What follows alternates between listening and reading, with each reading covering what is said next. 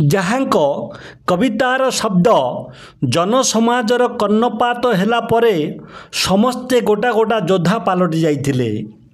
ଏମିତିକି ଗୋରା ସିପାହୀଙ୍କ ଗୁଳିଠୁ କବିତାର ଶବ୍ଦ ଆହୁରି ଶକ୍ତିଶାଳୀ ହୋଇ ଉଠିଥିଲା, ଯାହାର ପରିଣାମ ସ୍ୱରୂପ ଆମ ଦେଶ ଛାଡ଼ି ଗୋରା ସିପାହୀ ଚାଲିଯିବା ପାଇଁ ବାଟ ପାଇନଥିଲେ। ଆସନ୍ତୁ ଆଜି ଆମେ ସେହି କବିତାଟି ପାଠ କରିବା। କେଉଁ କବିତା? ନା ଜାତୀୟ କବି ବୀରକିଶୋର। ଏହି କବିତାଟି ତୃତୀୟ ଶ୍ରେଣୀ ସାହିତ୍ୟ ବହିର।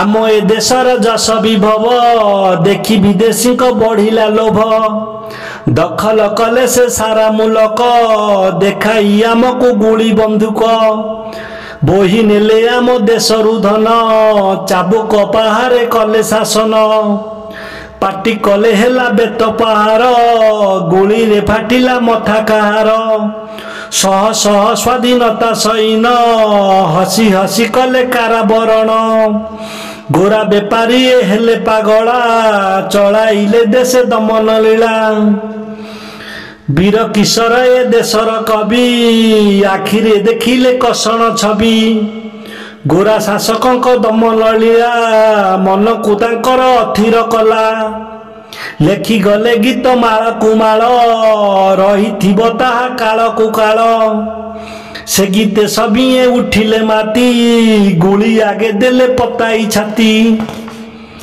ସାଜିଲେ ପିଲାଏ ବାନର ସେନା ବାହାରିଲେ ଧରି ତିରଙ୍ଗା ବାନା, ଖାଇଲେ ଗୋଇଠା ବେତ ପାହାର ଦେଖିଲେ ସହିବ ଛାତି କାହାର, ଗୋରା ସରକାର ବନ୍ଧୁକ ଗୁଳି କବିତା ଶକତି ତାଠୁ ବଳି, ଥରିଲା ଶେଷରେ ବିଦେଶୀ ଛାତି ଆଉ ନ ରହିଲେ ଗୋଟାଏ ରାତି, ଛାଡ଼ି ପଳେଇଲେ ଭାରତ ଭୂଇଁ 13 ନଈ 7 ଦରିଆ ଡେଇଁ, ଛାଡ଼ି ପଳେଇଲେ ଭାରତ ଭୂଇଁ 13 ନଈ 7 ଦରିଆ ଡେଇଁ।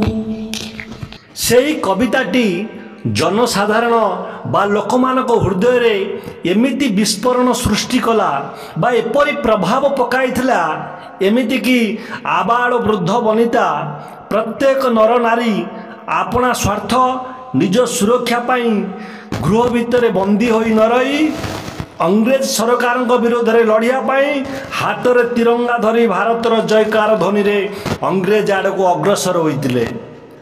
ଅଂଗ୍ରେଜର ଗୋଳା ବାରୁଦ ବନ୍ଧୁକ ଗୁଳିକୁ ଖାତିର ନ କରି ସମସ୍ତେ ଜଣେ ଜଣେ ସ୍ୱାଧୀନତା ସଂଗ୍ରାମୀ ପାଲଟି ଯାଇଥିଲେ। ସତରେ ଜାତୀୟ କବି ବୀରକିଶୋରଙ୍କର ସେହି କବିତାରେ ତାଙ୍କ କଲମର ବନ୍ଧୁକ ଶବ୍ଦର ଗୁଳିକୁ ଅଂଗ୍ରେଜମାନଙ୍କ ଭୟଙ୍କର ତୋପ ହାତ ହତିଆର ହରାଇ ପାରିନଥିଲା। ଯେଉଁ କେତେଜଣ ବୀର ପୁରୁଷଙ୍କ ପାଇଁ ଆମ ଦେଶ ଆଜି ସ୍ୱାଧୀନତା ପାଇଛି, ସେମାନଙ୍କ ମଧ୍ୟରେ ଜାତୀୟ କବି ବୀରକିଶୋର ଜଣେ ମହାନ ସଂଗ୍ରାମୀ।